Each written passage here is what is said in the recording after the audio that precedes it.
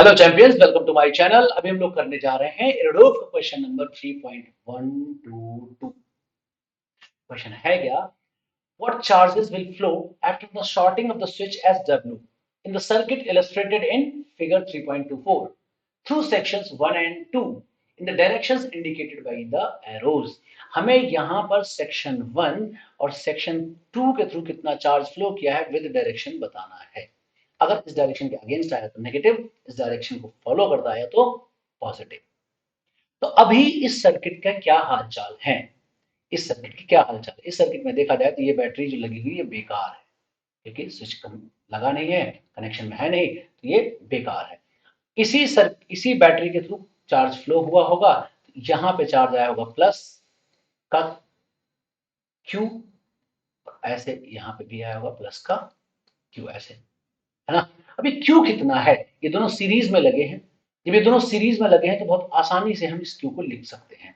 कैसे लिख सकते हैं? सीक्वलेंट निकाल लेते हैं, C1 C2 divide by C1 plus C2, और इसको हम मल्टीप्लाई कर देते हैं वोल्टेज से। तो इतना चार्ज होगा इसके ऊपर। किसके ऊपर? C1 और C2 के ऊपर। क्लियर है? अब जब हम इस सर्किट में इस स्विच को ऑन करेंगे, मतलब स्विच को कनेक्ट करेंगे, तो क्या होगा? तो देखो, जैसे ही आप इस स्विच को कनेक्ट करेंगे तो यहां पे क्या होगा? चार्ज का फ्लो होगा, कुछ होगा फ्लो। अब क्यों होगा, कैसे होगा? वो इसलिए होगा कि जैसे आप इसको स्विच को कनेक्ट करोगे तो आप देखोगे इसके अक्रॉस ई वोल्ट लग रहा होगा, इसके अक्रॉस ई वोल्ट लग रहा होगा, ई वोल्ट लग रहा होगा। इसका मतलब अब यहाँ पे जो चार्ज की वैल्यू आई है वो कुछ और हो गई है।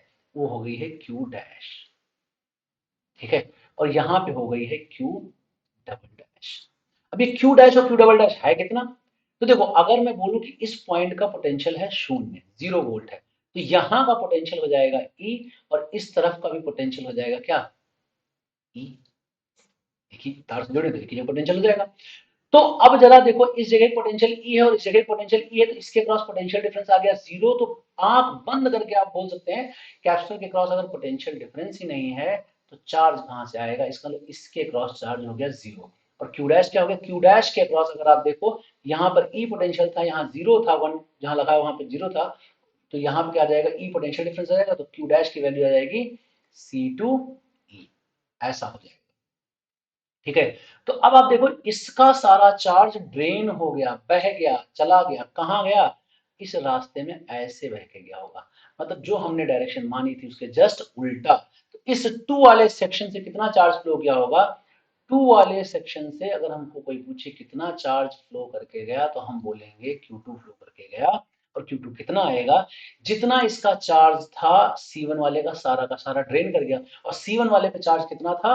अभी हमने निकाला था, कितना था? C1 C2 E divide by C1 plus C2, इतना चार्ज हमारा बह गया। लेकिन यहां पर एक बात देखो, ऐसा जा रहा है, जो एरो डायरेक्शन हमारा शो किया गया है उसके जस्ट उल्टा जा रहा है, इसीलिए यहां पे लगा देंगे माइनस। तो इतना चार्ज फ्लो करके जाएगा। क्लियर? अब यहां इस वन सेक्शन के थ्रू कितना चार्ज आएगा? तो देखो, वन सेक्शन के थ्रू जो चार्ज निकालना है वो बहुत आसानी से आ सकता है। कैसे आएगा? इसके थ्रू जितना चार्ज आ रहा है, ठीक है, वो निकाल लेते हैं डेल्टा क्यू। ठीक है? डेल्टा क्यू ये वाला चार्ज, और यहां से जो चार्ज आ रहा है Q2, दोनों को जोड़ देते हैं मैग्नीट्यूड में। तो अगर हमने निकालना पड़े यहाँ पे Q1 कितना है, वन सेक्शन के थ्रू कितना चार्ज आ रहा है, तो लिखेंगे क्या? डेल्टा क्यू और इस Q2 के मैग्नीट्यूड का सम। देखो, यहाँ डायरेक्शन खाली ये बताता था कि उल्टा डायरेक्शन में जा रहा है, बस और कुछ नहीं। अब यहाँ अगर हम सम कर रहे हैं, क्यों कर रहे हैं? इस जंक्शन पे चार्ज कंजर्व रहेगा, जितना इधर से चार्ज आ रहा है वो, और जितना इधर से चार्ज आ रहा है उतना ही यहाँ जाएगा। तो हमने इस जंक्शन पे चार्ज कंजर्वेशन लगा दिया और कुछ नहीं किया। ठीक है? तो डेल्टा क्यू और Q2 का सम होगा यहाँ पर। अच्छा, एक बात तो आपको पता चली गई कि यहाँ पर ये जो डेल्टा क्यू है वो कितना है? पहले का चार्ज, मतलब ये अभी जो बाद में आया चार्ज वो क्या है?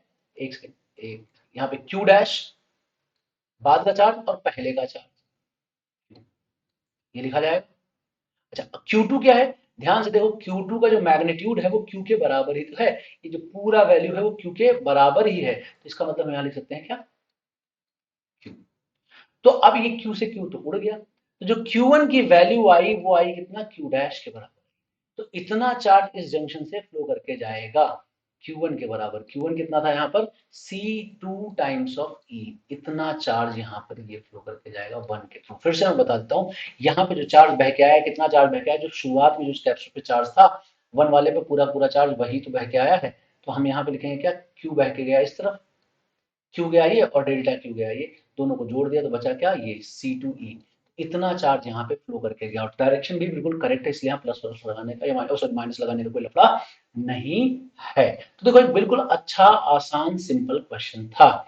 ऐसे ही और क्वेश्चन के लिए आपको कुछ कहने की जरूरत नहीं है, इस चैनल को सब्सक्राइब कर लीजिए और अपने दोस्तों में भी फैला दीजिए।